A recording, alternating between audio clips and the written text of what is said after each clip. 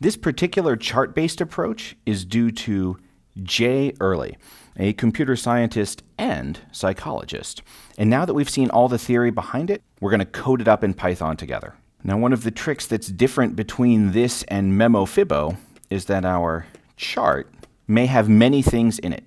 One of the differences between this chart-based algorithm and our memoized Fibonacci is that our charts hold groups, lists, sets of items. After we've seen one token of input, there's an entire collection of parse states that we could be in. So we're going to represent that by having our chart be a dictionary that maps from numbers to lists. But we're going to use those lists. We don't really want any duplicates. Just like we saw with MemoFibbo, we want to keep adding things to the chart until we're done. We want to be lazy and not do any extra work. So I don't want to add any duplicate entries to the chart because that'll just be more work for me to do later and it may not settle down. So I'm going to write a special add procedure treating the right-hand side of the chart as if it were a set. And you may have seen sets in mathematics, but if you haven't, a list can have elements repeated. I can have this list 1, 2, 2, 3.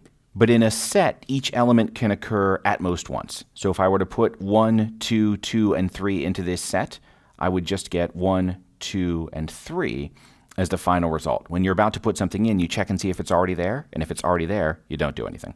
I'm going to have you implement that set for me. What I'd like you to do is write a Python procedure using the interpreter called Addtochart that takes 3 arguments: the chart, a Python dictionary, the index, a number, and the state, more on that later, but it could be anything. And it ensures that if I go look at chart index later, it will return a list, it will evaluate to a list that contains state exactly once. So if state was already in chart subindex, don't do anything. If it wasn't, you want to add it. Addtochart should return true if something was actually added to chart subindex, and return false otherwise, false if it was already there. And we're going to use this so that we can tell if we actually updated the chart, and then if we didn't update the chart, maybe we're closer to being done. To simplify this problem a bit, you can assume that chart subindex is valid, that index is already in this mapping, and that it returns a list. Let's say it's the empty list if we haven't gotten started yet, but it's at least going to be a list. Go forth.